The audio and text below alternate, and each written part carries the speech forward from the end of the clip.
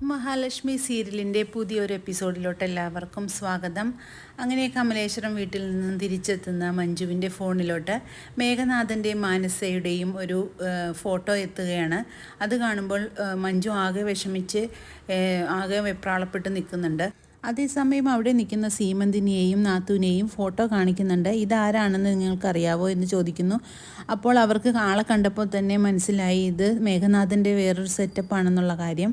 അങ്ങനെ അവർ രണ്ടുപേരും കൂടെ കിടന്ന് നട്ടം തിരിയുന്നുണ്ട്. എന്നിട്ട് പറയുന്നു ഇത് മേഘനാഥൻ്റെ ഒരു ഫ്രണ്ടാണ്, അവർ തമ്മിൽ ഒന്നിച്ചുള്ള സമയത്തെങ്ങാനും എടുത്ത ഫോട്ടോസ് ആയിരിക്കുമെന്ന് വളരെ ഒരു ലാഘവത്തോടു കൂടി പറയുകയാണ് ഇവർ രണ്ടുപേരും. അത് കേൾക്കുമ്പോൾ മഞ്ജുവിന് അതൊന്നും വിശ്വാസമാകുന്നില്ല. അങ്ങനെ മഞ്ജുവിന് ചെറിയ ചെറിയ സംശയങ്ങൾ മനസ്സിലോട്ട് കയറുന്നുണ്ട് മേഘനാഥനെക്കുറിച്ച്. പിന്നീട് മേഘനാഥൻ വന്നതിന് ശേഷം മേഘനാഥനോട് ചോദിക്കുന്നുണ്ട് ഇതാരാ ഈ പെൺകുട്ടി, എനിക്കിപ്പോൾ തന്നെ അറിയണമെന്ന് പറയുന്നു.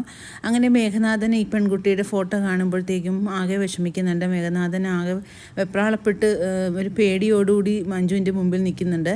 എന്നിട്ടൊന്നും സംസാരിക്കുന്നില്ല. അപ്പോൾ മഞ്ജു പറയുന്നുണ്ട് എനിക്കിപ്പോൾ എല്ലാം മനസ്സിലായി, നിങ്ങൾ ആള് ചതിയനാണെന്നും എൻ്റെ കണ്ണേട്ടൻ പറഞ്ഞതുപോലെ തന്നെയാണ് നിങ്ങളുടെ സ്വഭാവമെന്ന് എനിക്കിപ്പോൾ മനസ്സിലായി എന്നെല്ലാം പറഞ്ഞുകൊണ്ട് ഞാനിനി ഒരു നിമിഷം ഇവിടെ നിൽക്കില്ല എന്നു പറഞ്ഞുകൊണ്ട് മഞ്ജു അവിടെ നിന്നും പോകാൻ ഒരുങ്ങുകയാണ്. അങ്ങനെ ആ റൂമിൽ നിന്നും മഞ്ജു പോകുന്നുണ്ട്.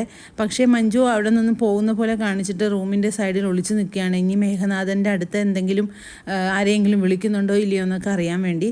അപ്പോൾ തന്നെ മേഘനാഥൻ സാഗറിനെ വിളിക്കുന്നുണ്ട്. എൻ്റെ സാഗറിനോട് പറയുന്നുണ്ട് നീയാണോ മഞ്ജുവിൻ്റെ ഫോണിലോട്ട് മാനസിയുടെ ഫോട്ടോ വിട്ടത്, നിനക്ക് മാത്രമേ ആ ഫോട്ടോ എൻ്റെ കയ്യിലുള്ള കാര്യം അറിയുള്ളൂ, നിനക്ക് മാത്രമേ ഞാനും മാനസയും തമ്മിലുള്ള ബന്ധം അറിയുള്ളൂ, അതുകൊണ്ട് നീ ആയിരിക്കും ഇത് ചെയ്തതെന്ന് പറയുന്നുണ്ട്. അപ്പോൾ സാഗർ പറയുന്നുണ്ട് സാറേ ഞാനൊന്നും അങ്ങനെ ചെയ്തിട്ടില്ല, എനിക്കറിയില്ലാത്ത കാര്യം സാറ് പറയരുത് എന്ന് സാഗർ പറയുന്നുണ്ട്. പക്ഷേ ഇതെല്ലാം അപ്പുറത്ത് മറിഞ്ഞു നിന്ന് കേൾക്കുന്നുണ്ട് മഞ്ജു. പക്ഷേ മഞ്ജു കേൾക്കുന്ന കാര്യം മേഘനാഥൻ അറിയുന്നില്ലായിരുന്നു. അങ്ങനെ മഞ്ജു അവിടെ നിന്നും മഞ്ജുവിൻ്റെ പെട്ടിയും കാര്യങ്ങളെല്ലാം എടുത്തുകൊണ്ട് അവിടെ നിന്നും പോകാൻ ഒരുങ്ങുന്നുണ്ട്. അപ്പം മേഘനാഥൻ പറയുന്നുണ്ട് നീ പോകരുത്, ഇല്ല ഇതെല്ലാം ആരോ നിന്നെ പറ്റിക്കാൻ വേണ്ടി അയച്ചതാണെന്നൊക്കെ പറയുന്നുണ്ട്. പക്ഷേ മഞ്ജു അതൊന്നും വിശ്വസിക്കുന്നില്ല. ഞാൻ പോവുകയാണെന്ന് പറഞ്ഞുകൊണ്ട് അവിടെ നിന്നും പോകുന്നുണ്ട്. അങ്ങനെ സീമന്തിനിയും മേഘനാഥനും ഒരുപാട് പറഞ്ഞിട്ടും മഞ്ജു അതൊന്നും മൈൻഡ് ചെയ്യാതെ അവിടെ നിന്ന് പോവുകയാണ്.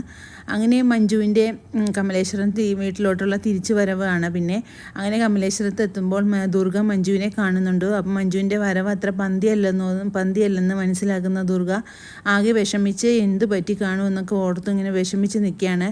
പക്ഷേ മഞ്ജുവിൻ്റെ വരവ് ദുർഗ മാത്രമല്ല മഹാലക്ഷ്മിയും കാണുന്നുണ്ട്. മഹാലക്ഷ്മിക്ക് അപ്പോൾ തന്നെ എല്ലാ കാര്യങ്ങളും മനസ്സിലായി. മേഘനാഥൻ്റെ അടുത്ത് നിന്നും തക്കതായിട്ടുള്ള എന്തോ സംഭവിച്ചിട്ടുണ്ട്, അതുകൊണ്ട് മാത്രമാണ് മഞ്ജു തിരിച്ചു വന്നതും എന്നൊക്കെയുള്ള കാര്യം മഹാലക്ഷ്മിക്ക് മനസ്സിലാകുന്നുണ്ട്. അങ്ങനെ വളരെ വിഷമത്തോടുകൂടി സങ്കടത്തോടുകൂടി കരഞ്ഞുകൊണ്ട് മഞ്ജു കമലേശ്വരം വീട്ടിൽ തന്നെ തിരിച്ചെത്തുകയാണ്. ഇനി മേഘനാഥൻ്റെ എല്ലാ കൊടും ക്രൂരതകളും മനസ്സിലാക്കുകയാണ് മഞ്ജു. മേഘനാഥൻ്റെ ചതികളെല്ലാം മഞ്ജു പതിയെ മനസ്സിലാക്കി തുടങ്ങുന്നുണ്ട്. ഇയാൾക്ക് ഒരു പെൺകുട്ടി മാത്രമല്ല, കാണുന്ന പെൺകുട്ടികളെ മുഴുവനും ഇയാൾ വലയിലാക്കാൻ ശ്രമിക്കുന്ന ആളാണെന്നും ഇയാൾ തന്നെ മാത്രമല്ല എല്ലാ പെൺകുട്ടികളെയും ചതിക്കുന്ന ആളാണെന്നൊക്കെ മഞ്ജു മനസ്സിലാക്കുന്നുണ്ട്. അങ്ങനെ കണ്ണേട്ടനും മഹാലക്ഷ്മിയും പറഞ്ഞത് എല്ലാം സത്യമായി തീരുകയാണ് എന്നുള്ള കാര്യം മഞ്ജു തിരിച്ചറിയുന്നുണ്ട്. ഇനിയുള്ള എപ്പിസോഡുകളിലാണ് നമുക്കതെല്ലാം കാണാൻ കഴിയുന്നത്. പുതിയൊരു എപ്പിസോഡിനായിട്ട് നമുക്ക് കാത്തിരിക്കാം.